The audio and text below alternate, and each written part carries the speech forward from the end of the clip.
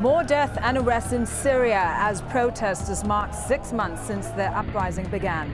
But with the military crackdown failing so far to end the uprising, could these protests bring down President Bashar al-Assad's regime? This is Inside Story.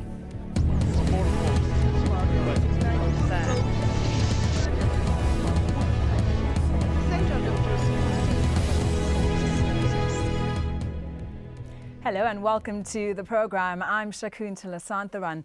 Thursday marks 6 months since the uprising in Syria began. More than 2,600 people have been killed so far, and protesters have vowed to take to the streets to mark the milestone.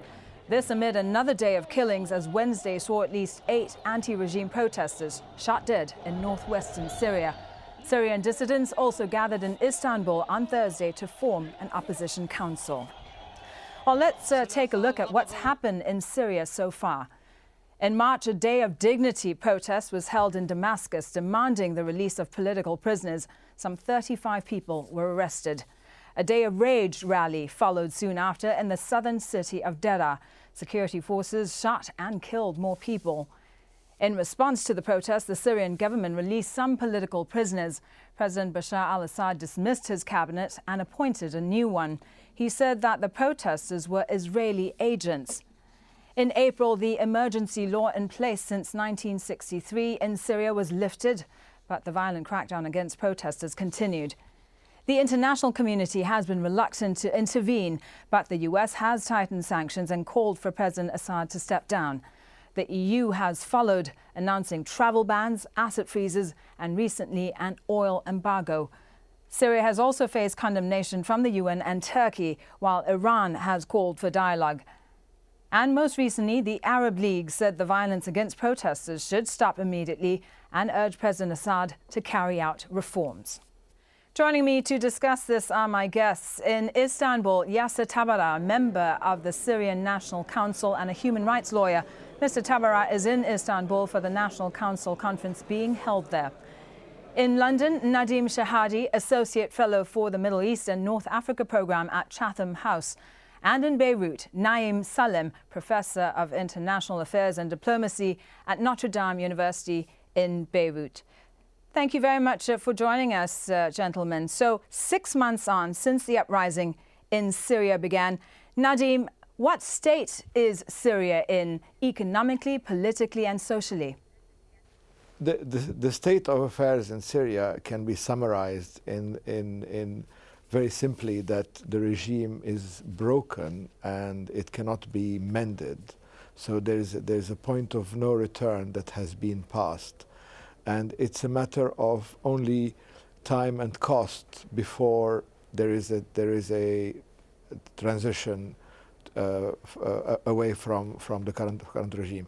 And this period is unpredictable. It depends very much on the attitude of the international community and the policy of the international community. And this has been very ambiguous so far, and sending basically a confused message, which is prolonging the period and increasing the cost. So in a nutshell, what we're seeing in Syria now is a very high cost being paid for the transition period because of this ambiguity. Naim, do you agree? Is the regime broken? Has this passed the point of no return? No, I don't think so. For the opposition to be able to overthrow the regime, they should have been able to establish a breakthrough in the first few weeks of this series of events. Having failed to do so, the regime has afterward been able to amass itself and go on the counterattack. There are two factors which affect the situation in Syria. The first factor is the local factor. For the past 6 months, the regime has not shown any sign of breakdown. We haven't seen any major defection from the regime, whether from the political leadership or the military leadership. All of the total number of military personnel who have defected is within the few dozen. This does not count out of a total army of about 400,000 soldiers. And one of those who defected in early June, one of the low-ranking officer, has been caught and brought back to Syria just yesterday. So militarily, the regime is still strong and capable. Economically, however, the situation in Syria is not very good. The economic situation is tough. Well, but the regime, particularly that it is a command and control regime, would be able to manage the economy for quite some time. It is not a open market where the situation, if it deteriorates, it would affect directly the political situation and the entire social situation. Economically, things still are under control in Syria. The other factor which affects the entire situation in Syria is the international factor. As this relates to the major power who have influence on the international scene, particularly the Security Council member. Out of the 5 members of the Security Council member, we still have Russia and China are holding out for any type of sanctions, serious sanctions on Syria.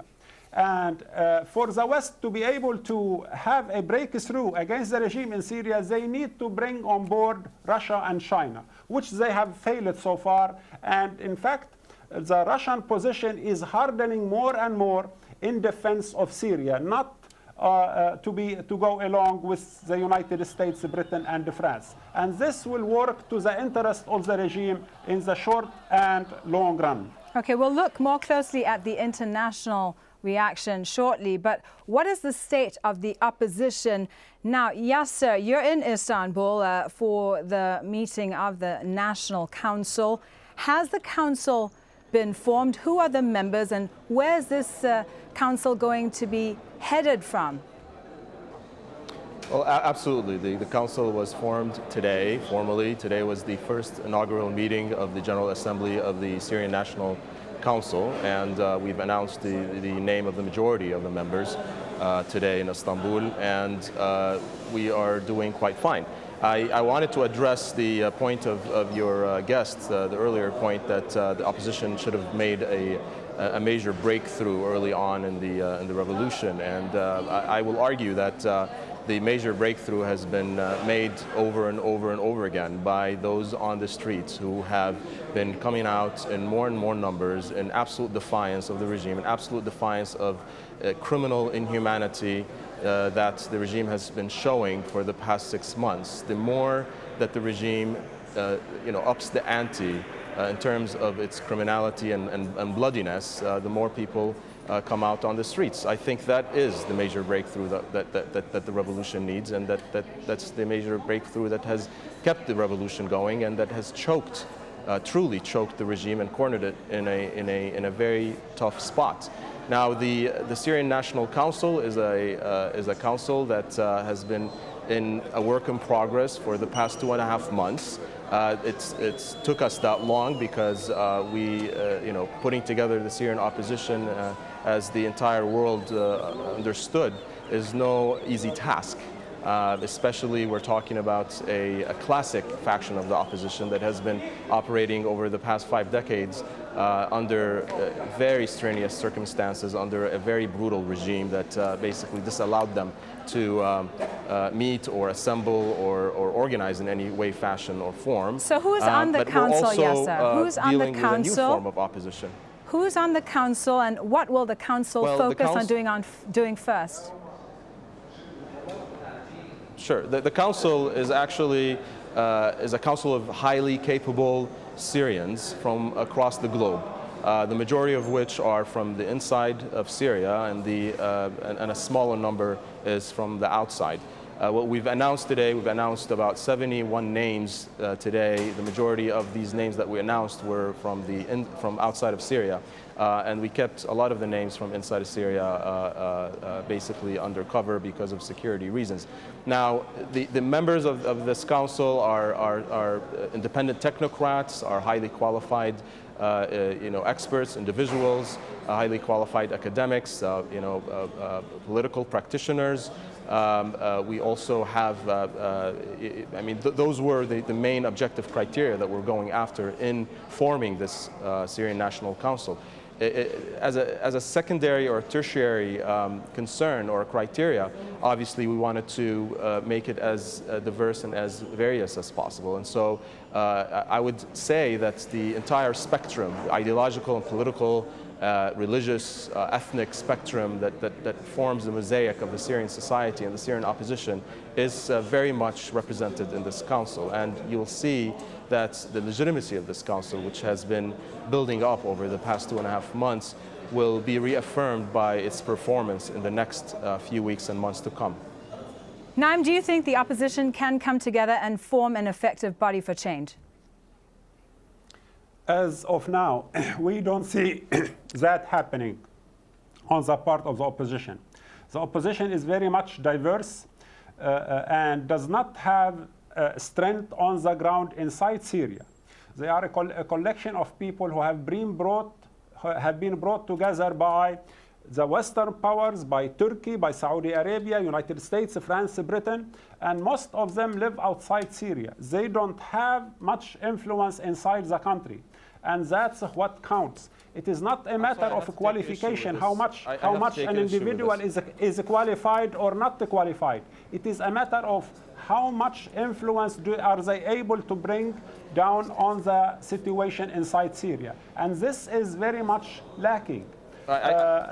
From outside the country, I'm sorry, you cannot do much. I need to take issue with this. Go ahead, Yasser. I need to take issue with what the guest is saying because, first of all, it is these sort of unsubstantiated rumors and comments that are quite irresponsible, I'm sorry to say, that were made by the guest about this is an opposition that is being put together by foreign forces, and this is absolute nonsense, absolutely not true. You're talking to someone who was a member of the steering committee of the Syrian National Council, and I can tell you, what reality? I mean, again, the guest is making a number of unsubstantiated comments. I mean, when he was talking about the Syrian economy, for example, he did not give one solid example or fact to support his assertions. What I'm saying is that we are a council that is 100% Syrian.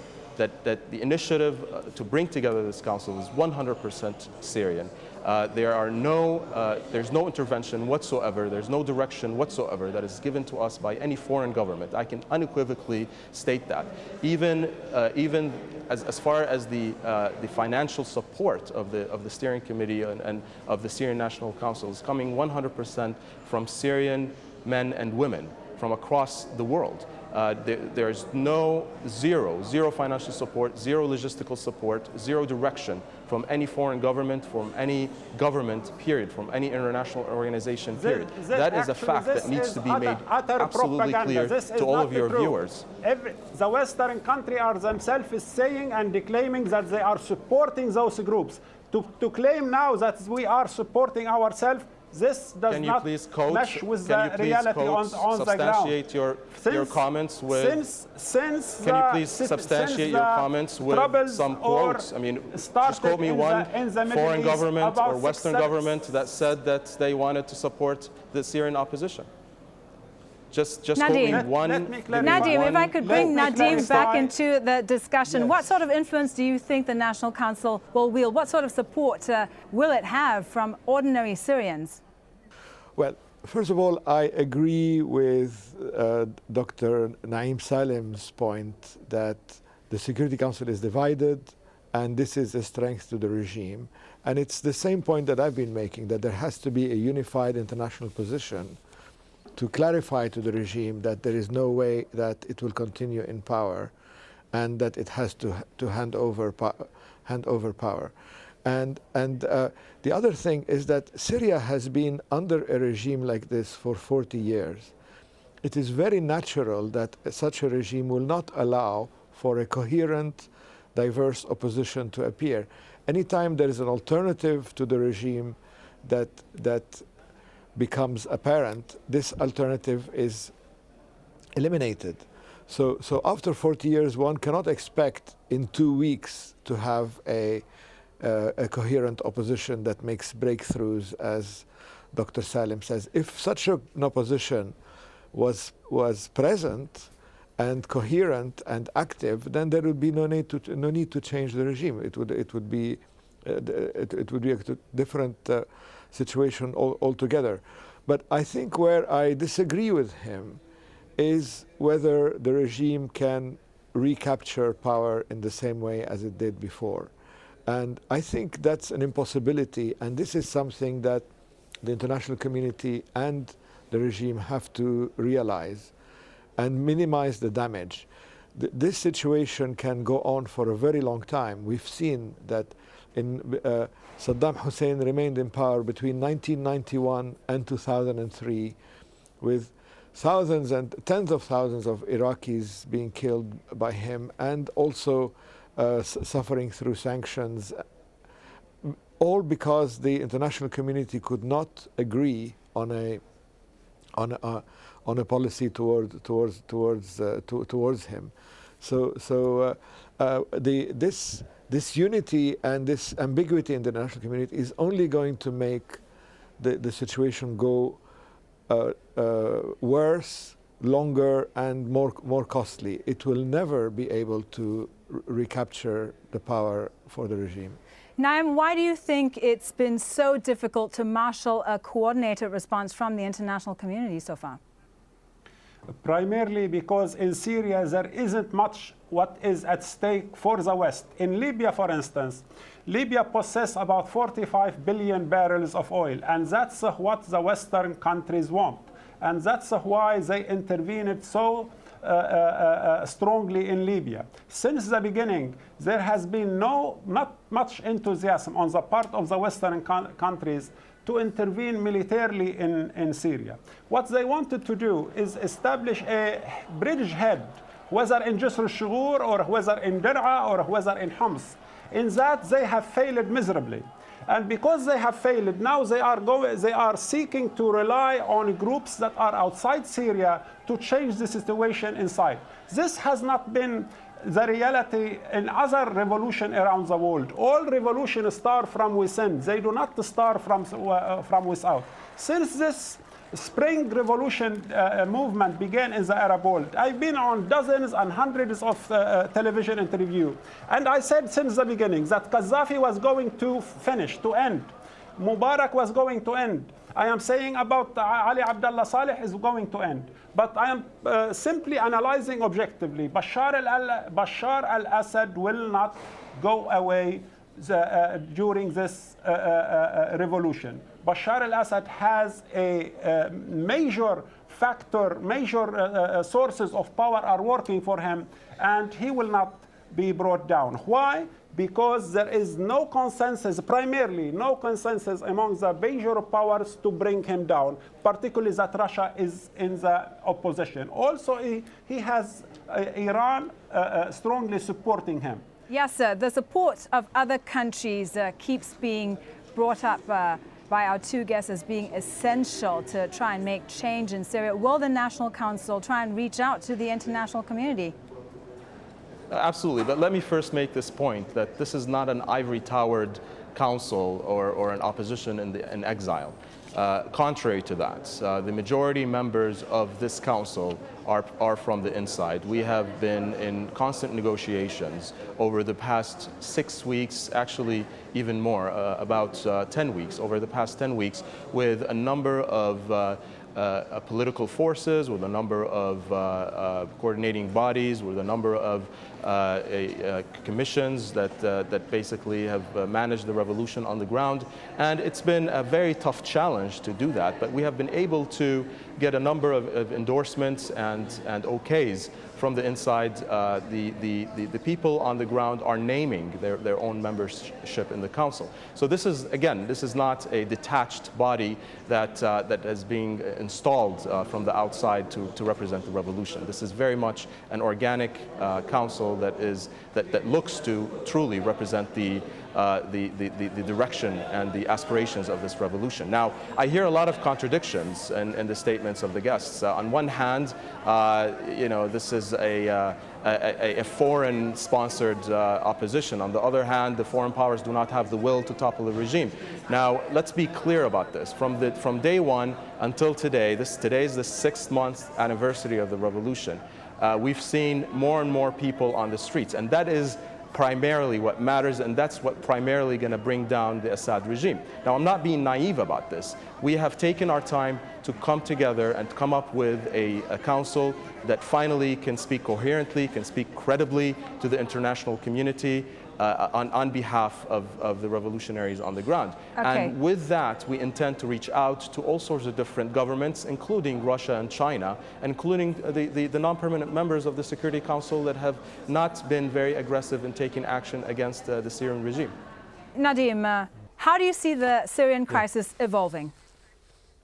Well, I can see it going on like this for a very long time at a very high cost. If there is no international consensus and no concerted international effort to make the regime understand that it cannot continue. And I think there are very obvious reasons why this is happening. I mean, what's happening in Syria, in a way, is very simple. One should not even ask why people want to get rid of a regime after 40 years. It's long enough, and it was an oppressive regime. So this is not the question. The complication is not in Syria. It's Washington that's complicated. It's Brussels that's complicated. It's the Security Council that's complicated, and that's where the indecision is, and that's because of several phobias. The experience of Iraq, the experience of Libya was also quite controversial in terms of its objectives and its costs and involvement. There are evocations of a Cold War again and all that. So all these complications are retarding the international message, which should come clearly to the regime. But again, I would like to say that this will only increase the time and the cost. There is no way that such a regime, once it is broken, will be able to recapture the same power it had before. Naim, while the international community can't agree on how to deal with the crisis on Syria, how do you see the situation playing out? For the opposition to be able to make a breakthrough, they have to change the situation, particularly in the major metropolitan center, that is Damascus and Halab or Aleppo. Damascus population metropolitan area is about 6 to 6.5 million people. Aleppo's metropolitan area is 5.5 million people. In these two major cities, whose population is more than half of the population of entire Syria, which is 23 million people, there hasn't been any significant rebellions in these two cities. And so the regime feels that it is safe. Objectively speaking, as long as the regime is able to control the major urban centers, it will be able to keep the situation under control overall. Okay, and as long as... Sorry to cut you short. Last word to you, Yasser. Why haven't people in Damascus and Aleppo joined the protests yet, and how do you see all this playing out for you? Well, I mean, the protests in both cities actually have increased over the past 6 months. I mean, 6 months ago, there were no protests or very little protests. Now we're seeing more and more protests, especially in Damascus. I mean, it's an undeniable fact. It hasn't reached the critical mass. I agree with the guest. Well, however, I think it's getting there. Now, I have a different scenario. I mean, we see a different scenario through the Syrian National Council. I mean, we are putting our house together. We are forming a solid platform for the opposition to come to and to unite under, and to basically present perhaps in the near future, an alternative or some sort of a safety vote for significant defections, both on the military side or on the diplomatic corps side. And I think once that happens, that could be a game changer in terms of the attitude of the international community and in terms of the perception of the regime of how much trouble they're in.